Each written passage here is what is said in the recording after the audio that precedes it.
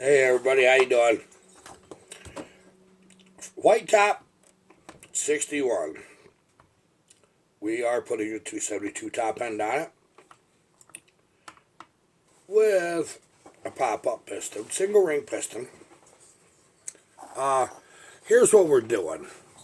When you are porting the 272, 268, any of them, let me get a slide over right here. You see this area right here? I remove right down to about that far to get that where it's flat coming in. And then on the inside right here, there is a big bump in there, right where that screwdriver's riding. Go ahead and take some material off inside that and get that where that's a smoother opening. And it's because it feeds that transfer and it promotes flow coming up around the top of that piston a little nicer. Now you see that runs out longer here. That's so you can get the air right up here. It'll hit about right in here above the intake. That's what you want. That's how you get your horsepower and your efficiency. Okay, but see what it is right here. That's scoop shaped. When you open the cylinders up and see them for the first time, you want that flat up into there, so you don't go all the way down. Just leave about yay much right there. And now remember, you're taking off the roof of the intake right there. That's the roof.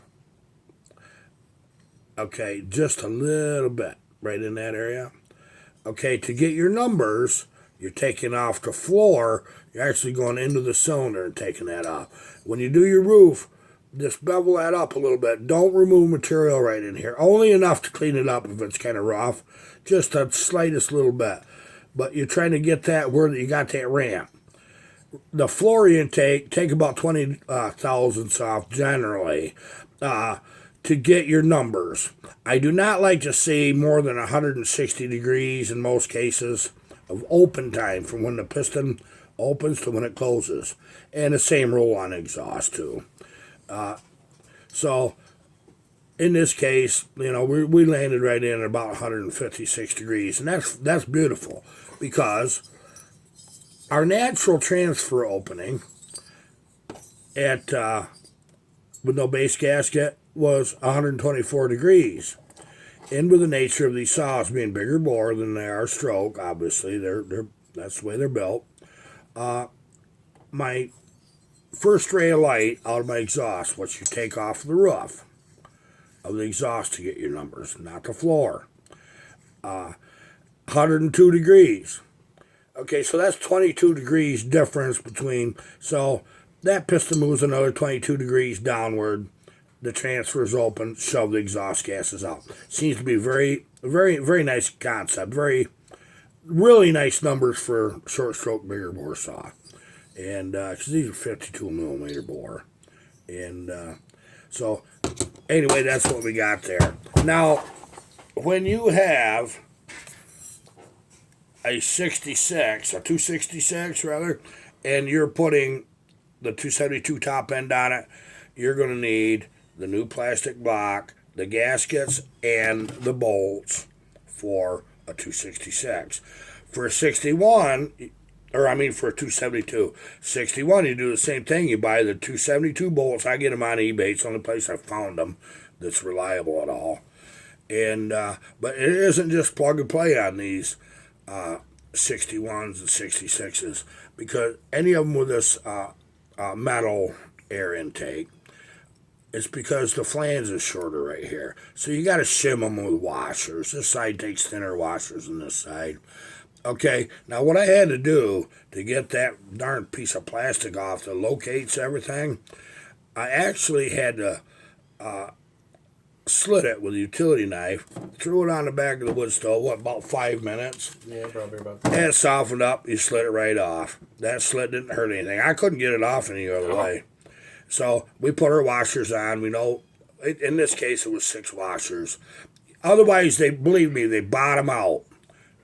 If you forget that, they bottom out and they'll break your bolt. These don't take much, tiny little bolts.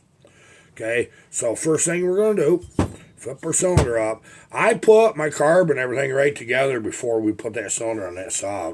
And everything I can, I do it the way it is. Your intake gasket's got 2 sets of holes. You're lining that hole there up.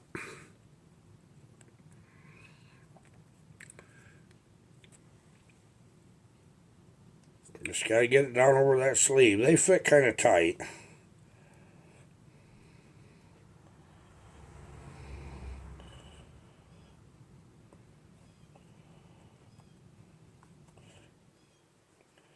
Err on the side of caution when you're doing this part, trust me.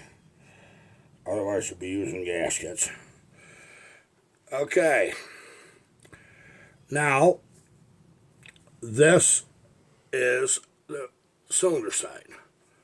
Carburetor side. It's got the slit in it right there, right in that area. Okay. That's got to go up. Just like that. Get that right through. You ain't got a lot more bolt than that sticking out. You better add another washer or two. And then I have a hole right there. See that little hole? That matches up right there. Right by my finger. You can screw this up. Have I done it? Oh, yeah. Get in a hurry, get yakking, forget what I'm doing. Darn tight. You can get that on upside down, this gasket, and you ain't got nothing. And you'll sit there, what in the heck?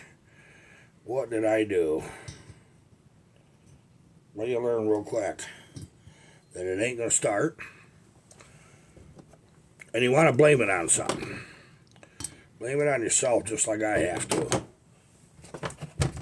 I gotta write one of these. And these bolts started. These don't have to be super tight. You're depending on a good gasket, okay? Have I ever reused these gaskets before if they were already set up on a 272? Yeah. Is it a good idea? No. But you get desperate some days. I won't do it on your saws, but on my saws. We actually had to use lock washers on the one side to get them small enough to fit in there. I just want to give you that little tip. So you got to stack them. It was about 6. And the flat washers I used on the other side, 6. Be careful. These bolts will snap on it. How tight? Tight enough. German torqued, Guten tight. Hear that? When they start that little squeaky thing and they're dry.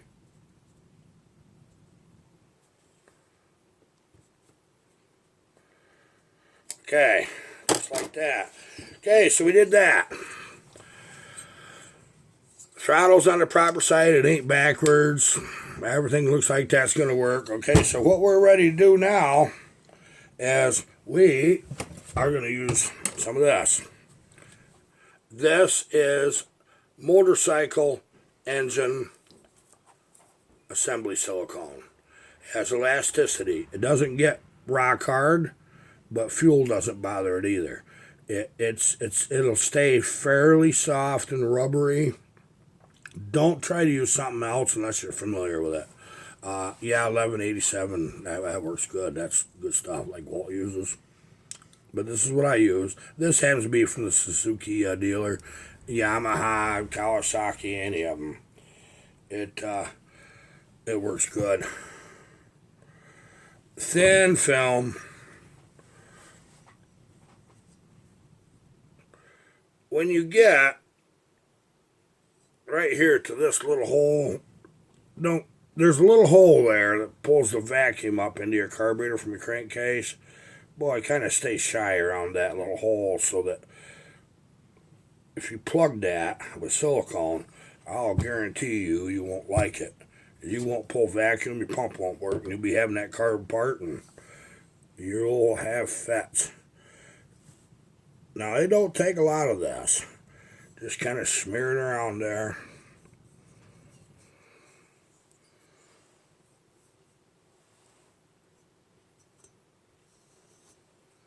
Now that I said that, I got just a little tiny bit down that hole. I'm going to tell you what I'm going to do. I'll get that right up out of there. I don't want that in there. There's always a little piece of wire on my bench. Okay, my little hole's clear. You probably won't see that real good, but you can see it's clear. Now, I'm smoothing that quite a bit more. I don't want any more on there than I got to. I want enough to take up the gap, and that's about it. Okay, you got lots of time to do this. Don't think, oh my goodness sakes, I got 5 minutes or 2 minutes, and now I gotta get some of this off. This is, my friends around here, they know when I put a saw together, my hands are black for about 3 days. I could get some of my spray, and I use brake parts cleaner. A little stronger than carb cleaner. And I could get that off. But I don't care about it. It don't matter to me.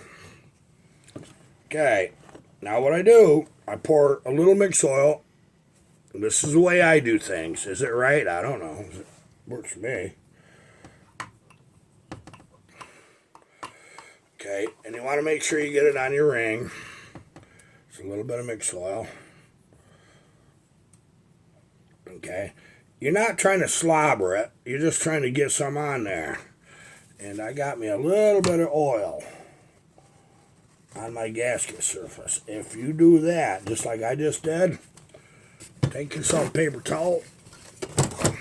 You clean that gasket surface real good. And you get your brake clean out. And you wipe that.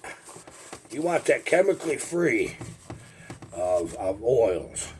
Okay, now a little bit more, not where it's dripping, just a little bit more on the inside of that cylinder. Okay, right inside that cylinder. Now when you do that, that'll go together good. It's like $12-15 for a set of ring compressors. Yeah, you can get them on eBay, HL Supply, about any place. Well, I had a nice set. You break this one, you wear that one out, and you lose the other one. You know what I've done? I keep ignoring the fact that I need them. So I don't have any. And you guys probably don't either. So you line up your ring. The slot in your ring has got to be able to close over your little pin right there. See that? So you put them little divots up if it's the same design. Okay? Now when you put this on, I'm going to explain it more than show you because it's a little bit of a handful. When you start that cylinder on, you don't rotate that. Do not do that. You will screw up things on your ring. Okay, so what I do is I get it lined and I kind of cock it. I'm going to try to get to some different position where you can see it. What I do is I rather cock it. It's like that.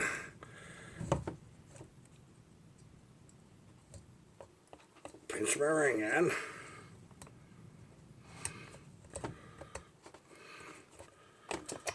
Well, I almost had it. I can do this in about 3 seconds if that camera ain't running. I promise you that. But I'm trying to do it in a way where you can see it.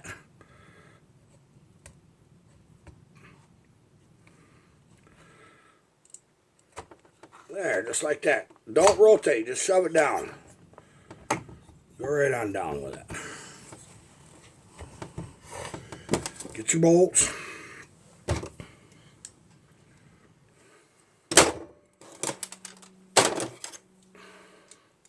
You can see these ain't a bad saw to work on, are they? No. Now that the ring's in there, you can move that around a little bit if you want. But boy, rotate that motor if you want to turn that cylinder. Let's say you didn't get it lined up perfect like I just did. I didn't think I'd do that on camera, but it did.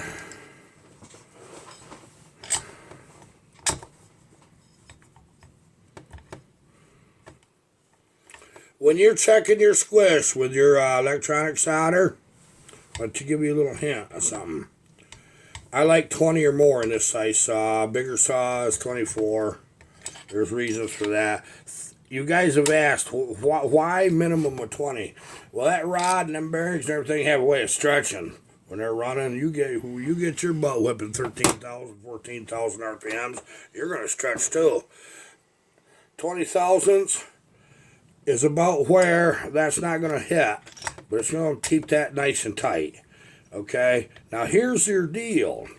When you put that together dry and you check that squish, you put your bolts in, you tighten them up. Okay? And I guarantee you're going to wish you didn't if you didn't. And if you're at 18,000s, don't worry about it. I'll tell you why. My experience is with engine assembly silicone of all the different brands, they end up taking another 2 to 3,000. So 18 will make 21 if it's 3. If it's 2, it'll make 20. All right?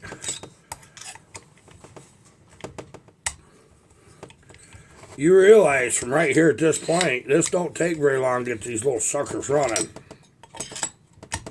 It really don't. Now, I rotate these by hand quite a little bit before I try to fire them. And, that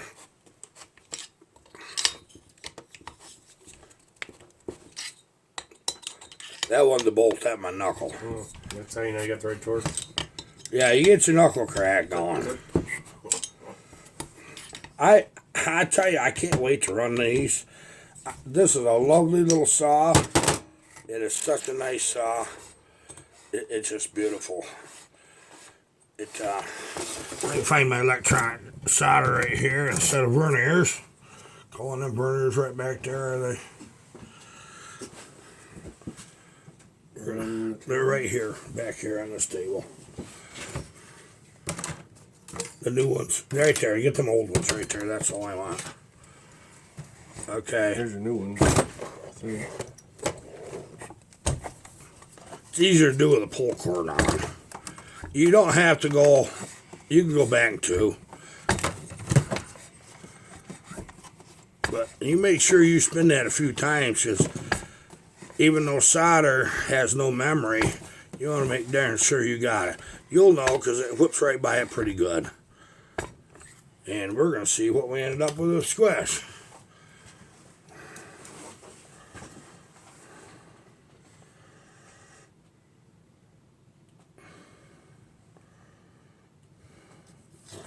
Had to get her switched to millimeters. Electricals, you know. We're zeroed out nice.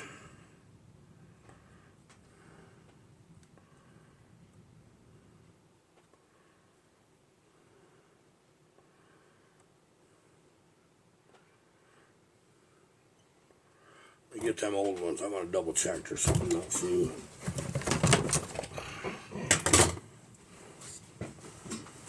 I don't like digital ones for real thin. I really don't. I know by looking at it, her squish is good.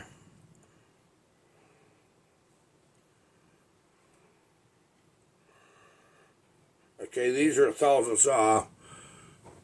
Our squish will be 25 is what it'll be. Don't worry about that. That's nice.